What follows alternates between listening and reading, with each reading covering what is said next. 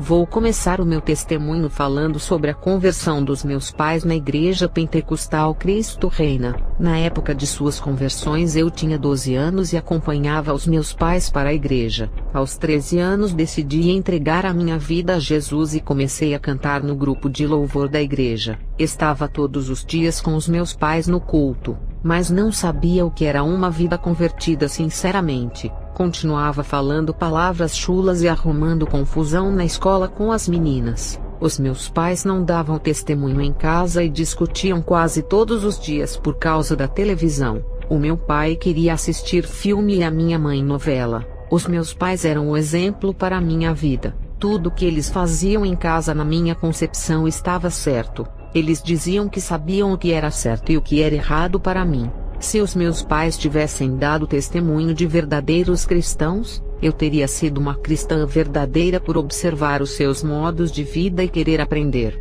Aquelas discussões dos meus pais eram normais para mim. Já estava acostumada e na escola fazia a mesma coisa. Eu discutia com as alunas da minha classe e agredia elas apesar de ser crente. Em uma noite eu tive um sonho. Uma pomba gigante voava por cima da minha casa. Ela dizia: "Não estou me agradando com o seu modo de vida, coloque a sua casa em ordem." No dia seguinte sonhei o mesmo sonho e falei para minha mãe. Ela não soube explicar. No terceiro dia sonhei o mesmo sonho e falei para o meu pastor. Ele disse que o Espírito Santo queria me usar e pedia um conserto. A igreja onde eu congregava era um ministério voltado para o louvor e adoração. Ter ensinamento era raro, e o pastor não era daqueles que cobrava santidade. Isso se refletia na vida dos meus pais e de toda a igreja. 3 anos se passaram, e eu com a minha família ainda congregávamos nessa igreja. Não houve mudança em mim, e não senti uma diferença. Eu era uma daquelas adolescentes ímpias. Antes de ir à igreja, se eu deixasse de ir à igreja ou parasse de fazer a obra, os membros e o pastor me chamariam de desviada. Mas a verdade é que nunca me converti, apenas era uma obreira participante da igreja. Eu estava andando na rua, e Deus usou uma mulher que não era da minha igreja. Onde eu congregava não tinha pessoas usadas daquela maneira. Aquela mulher se aproximou e disse: "Deus irá lhe fazer de atalaia dele." Estava com 3 anos de ministério e não sabia o que era conversão. Agora com 16 anos, as promessas de Deus chegaram para mim, e foi o que aconteceu. Eu ouvi uma voz suave quando estava no meu quarto. Eu fui ao encontro de Jesus que me esperava e entramos no inferno. Vi um homem rico que ardia no fogo. O Senhor Jesus mandou aquele homem dizer o porquê estava ali. Ele disse: "O meu dinheiro me prendeu nas coisas materiais. Quanto mais tinha, mais eu queria gastar com luxo, prazer e mulheres. Eu não tinha tempo de ir à igreja por causa do dinheiro que me trazia bem-estar. Viajava pelo mundo e nunca me lembrei de Deus. O dinheiro era mais importante para mim do que Jesus. O meu dinheiro me fez esquecer de Deus e impediu a minha salvação. Preferi a riqueza passageira da terra ao invés da riqueza celestial eterna. Não há esperança para quem desce a esse lugar." Contemplei no inferno o sistema carcerário que parece com celas de prisões das cadeias da terra. As almas são torturadas dentro de suas celas. Elas estão aguardando o juízo final, vivendo em dolorosa tortura. Jesus disse: "Serva, o pecado do mundo aprisiona as pessoas. Quem não sacrifica os desejos da carne e não matar o pecado que está na carne virá para esse lugar." Fale para os desviados que caíram na fé refletirem sobre as suas vidas, analisarem desde quando começaram a jornada e verem onde erraram e caíram para recomeçarem de onde pararam. No mundo há muita divisão entre cor, raça, povos, religiões, ricos, pobres, línguas e não há união entre eles. Em minha igreja não há união para me adorar. Até o inferno faz o seu papel de unir pobres com ricos e todos os povos, línguas e religiões. Todos estão unidos nesse lugar de tormento. Jesus me mostrou pessoas no inferno que endeusaram os seus dinheiros e bens materiais. Contemplei pessoas que tinham poder aquisitivo na terra e influências como presidentes, juízes, governadores, reis, rainhas, imperadores, bancários e empresários. Todos esses não ajudaram os pobres. e quando morreram não levaram nada, deixando tudo na terra. Esses foram esquecidos quando morreram. Tanto o rico como o pobre no inferno não existe superioridade. Todos esses homens deixaram os seus bens e as suas fortunas milionárias, e agora todos estão em um lugar de miséria eterna. Um deles gritou dizendo: eu daria toda a minha riqueza na terra para viver uma vida miserável lá. Eu queria voltar para a terra, e ser a pessoa mais desprezada lá do que ficar nesse lugar de tormento. Deixe-me voltar à terra e ser um mendigo comedor de lixo, mas não me deixe ficar aqui. Fale para as pessoas da terra não se apegarem ao dinheiro e ajudar aos pobres. Ao ver aquele homem implorando para voltar à terra foi tão triste. Eles se arrependem tarde demais. No inferno não há separação de classes entre ricos e pobres. Todos se misturam naquele lugar. Eu vi pobres, ricos, negros, pardos, brancos e morenos todos no mesmo lugar. Todas as religiões, culturas e línguas estão naquele lugar. Pessoas desde o tempo de Abraão e de várias épocas chegando até os nossos dias. Jesus me levou em um lugar no inferno onde vi um homem mendigo. Jesus disse: enviei o meu servo a esse homem, e todos os dias ele levava comida e suco. A palavra foi pregada, mas ele não quis entregar sua vida a mim e amanheceu morto por causa do frio. O cobertor que esse homem ganhou não foi o suficiente para lhe proteger do frio. O mendigo gritava e dizia: eu não mereço esse lugar por viver uma vida miserável na terra. Eu mereço o céu. Isso não é justo. Esse mendigo tentava se justificar que não merecia o inferno por viver uma vida pobre e miserável na terra. O Senhor me mostrou cristãos no inferno em vários tipos de prisões. Isso significava que não foram libertos. Eles se esqueceram de santificar as suas vidas olhando para as falhas dos outros. Eles diziam: a mulher do pastor não se santifica, então não precisamos nos santificar. Eles sabiam que era pecado, e mesmo assim quiseram se espelhar em seus líderes. Eles, quando eram vivos, diziam entre eles: vi o pastor caminhando de shorts e camisa sem manga. Se fosse pecado ele não andaria assim. Até a sua filha vai à praia de biquíni. O outro grupo não santificava as suas vidas, e viviam acusando e julgando os ímpios, dizendo que iriam para o inferno. Contemplei um pastor no inferno por tolerar o pecado em sua igreja. Ele sabia do pecado do povo e mesmo assim não corrigiu o rebanho. Jesus disse que tocou várias vezes no coração dele para pregar a santidade, mas ele resistiu ao Espírito Santo. Usou até um servo para falar para ele pregar. Ele não se arrependeu e não deu ouvidos, sendo rebelde, até que a paciência de Deus chegou ao limite. A morte tocou nele por escolher andar nas trevas, rejeitando a verdade. Eu vi uma mulher no inferno que não se converteu a Jesus por enxergar defeitos em todas as igrejas. Ela andava em uma igreja muito liberal e se sentia envergonhada, pois dizia que o povo não havia se convertido por ser igual aos que estavam no mundo. Depois ela foi para uma igreja rígida e não suportou a doutrina. Ela disse que era a doutrina de homens e que não precisava de tudo aquilo. Ela morreu sem assumir o compromisso da salvação. O tempo passou, a morte chegou e ela está no inferno.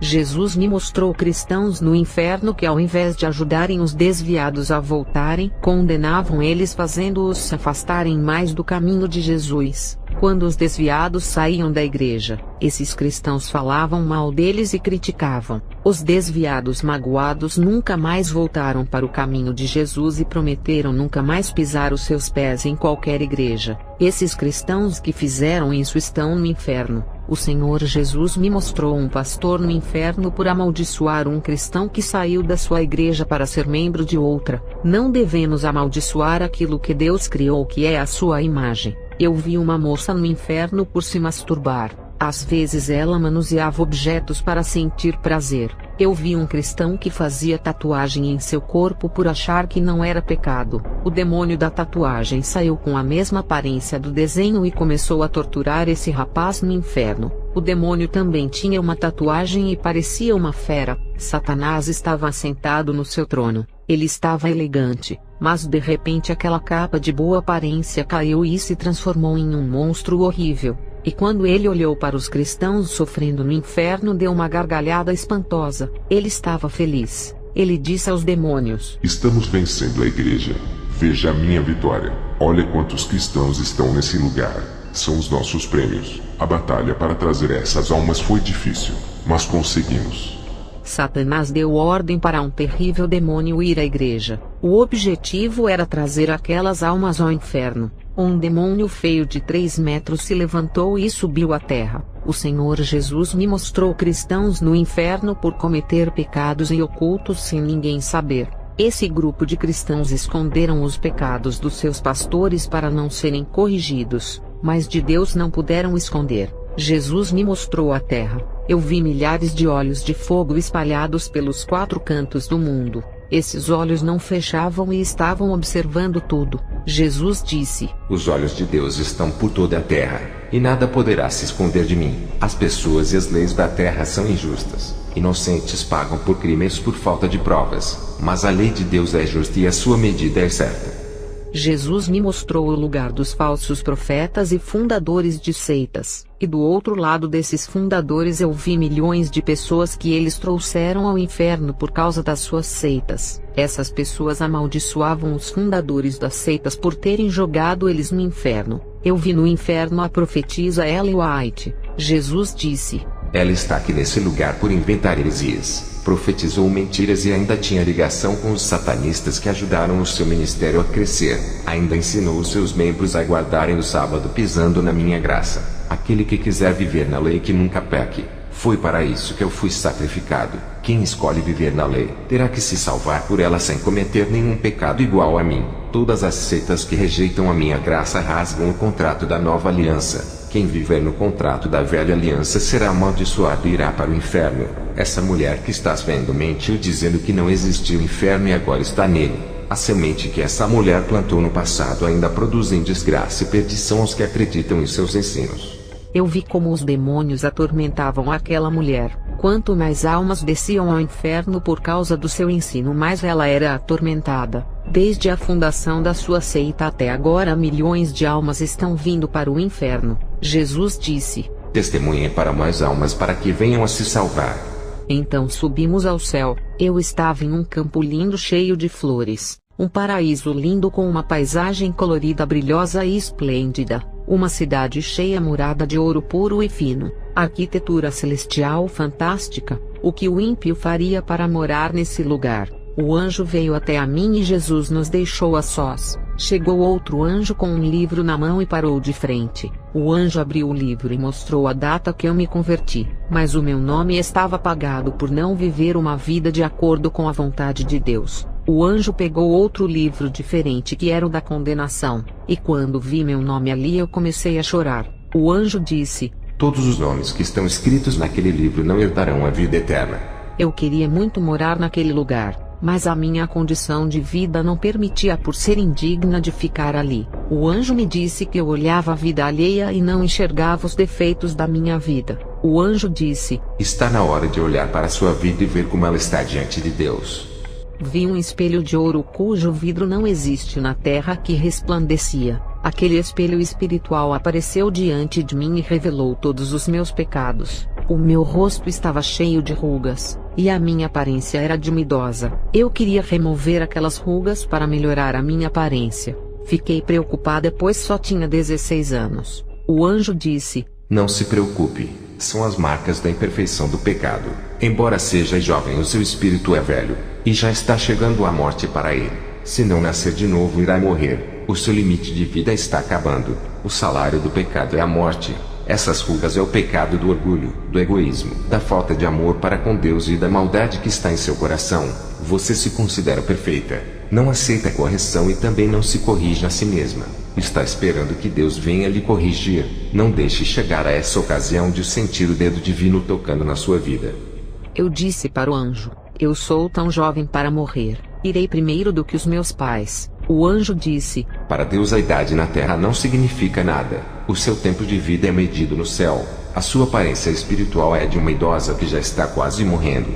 Eu não aceitava pessoas da igreja louvarem melhor do que a mim. E quando as servas de Deus visitavam a minha igreja, as pessoas falavam bem delas. A inveja me fazia dizer que elas não eram tão ousadas como pareciam. O diabo me usava para ridicularizar os servos de Deus, colocando defeitos onde não tinham. Nunca qualificava as pessoas que Deus usava. A inveja de querer ser igual a essas pessoas brotava em meu coração. Não admitia a realidade de ver pessoas sendo usadas. Não aceitava essa situação. No fundo do meu coração eu sabia que não tinha esses privilégios de ser igual a eles. Isso me corroía por dentro. Era orgulhosa e não aceitava ser a pior de todas. O anjo me fez conhecer os meus defeitos. Eu me arrependia de tudo. Ele pregou para mim a verdadeira doutrina que um servo de Deus tem que saber. Foram ensinamentos que na minha igreja nunca falavam. O anjo disse: agora volte para a terra. Quando terminou de dizer essa palavra, o meu espírito estava no meu corpo.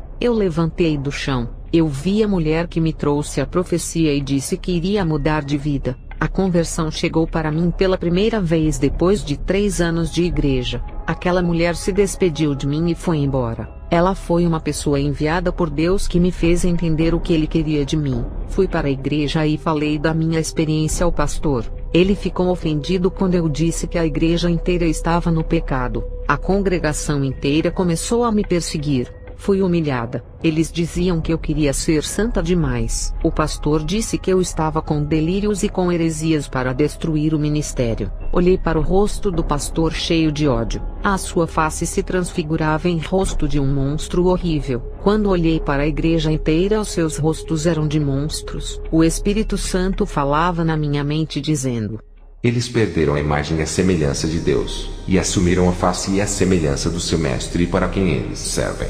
O pastor me tirou do grupo de louvor. Não podia mais cantar. Ninguém falava mais comigo. Estava sendo desprezada por todos. Eu era a estranha no meio de um povo. Voltei para casa, e os meus pais que congregavam no meu ministério disseram que eu não deveria ter falado as minhas experiências e me repreenderam. Chamei os meus pais e perguntei em quem eles iriam acreditar, se em mim ou no pastor. A minha mãe falou dizendo: filha, você sofreu uma mudança espiritual tão linda. Não é mais uma moça rebelde com os pais. Por causa da sua mudança eu vou acreditar em você, e não no pastor. O meu pai disse que o pastor era a autoridade da igreja, e que não podemos nos rebelar com aqueles que Deus ungiu para serem autoridade na terra. O meu pai disse: se o pastor estiver errado, Deus irá me mostrar. Naquela mesma noite o meu pai sonhou com a igreja inteira. O pastor pregava no púlpito e tudo estava escuro. Havia faltado energia. O meu pai olhava para o lado onde eu estava sentada e uma luz estava em cima da minha cabeça.